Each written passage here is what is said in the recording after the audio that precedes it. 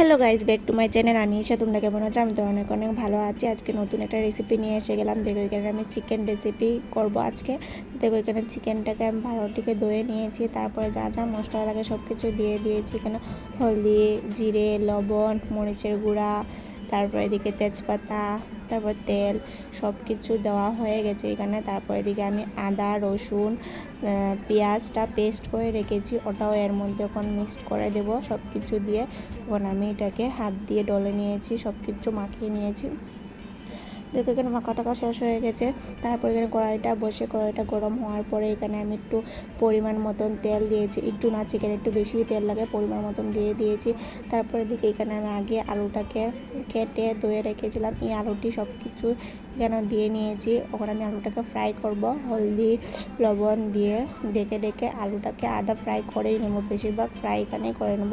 চিকেনটা ধোয়ার পরে খুব খেতে টেস্টি লাগে। দেখো বাঙালি বস, আমরা আলু তো দিতে লাফাতে করে দেখি। এখানে আমি চিকেনটা যে ডলে রেখেছি এটা এখানে। তারপর থেকে আমার আলুটা ফ্রাই হয়ে গেছে। এখন আমি এক এক করে সব কিছু নামিয়ে নেব, দেখে নাও তোমরা। নামিয়ে নেওয়ার পরে এই তেলের মধ্যে দিয়ে দিচ্ছি এখানে রসুনটা এখন বেজে নেব। এটা তোমরা স্কিপও করতে পারো, বাট আমার খুব ভালো লাগে, তার জন্যই দিয়েছি। রসুন পেঁয়াজ আস্তে আস্তে দিয়ে আমি বানাই, চিকেন যে সময় বানাই। তারপরে দেখো এখানে আমি সব কিছু উঠিয়ে নিয়েছি। উঠিয়ে নেওয়ার পর এখানে আমি তেজপাতা দিয়ে দিয়েছি কয়েকটা। তেজপাতা প্রায় হয়ে গেলে এখানে পেঁয়াজটা দিয়ে দেবো।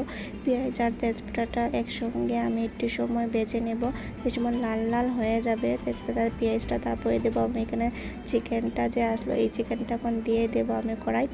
দেওয়ার পরে এটা আমি সুন্দর করে লেড়ে চেড়ে ডেকে ডেকে, মানে একটু ভলিউমটা একটু কম করে দেবে গ্যাসের, সিদ্ধ হওয়ার মতো এরকম লাগবে, যে কড়াইতে লাগে না যায়। তারপরে দেখে তো সুন্দর করে এখানে দেখো ঝুলটা বাড়িয়েছে, যখন ঝুলটা একটু আস্তে আস্তে শুকাবে। আর এখানে আমরা দিয়ে দিয়েছি আলু ফ্রাই করাটা, চিকেনের মধ্যে দিয়েছি। এখন আলু আর চিকেনে একটু সময় ফ্রাইটা করে নেবো একসাথে, দুটোটা মিলিয়ে। তারপরে দেখো এখানে আমি একটু, ওখানে আর ঢেকে দিতে লাগবে না, ওখানে এমনি রেখে দাও।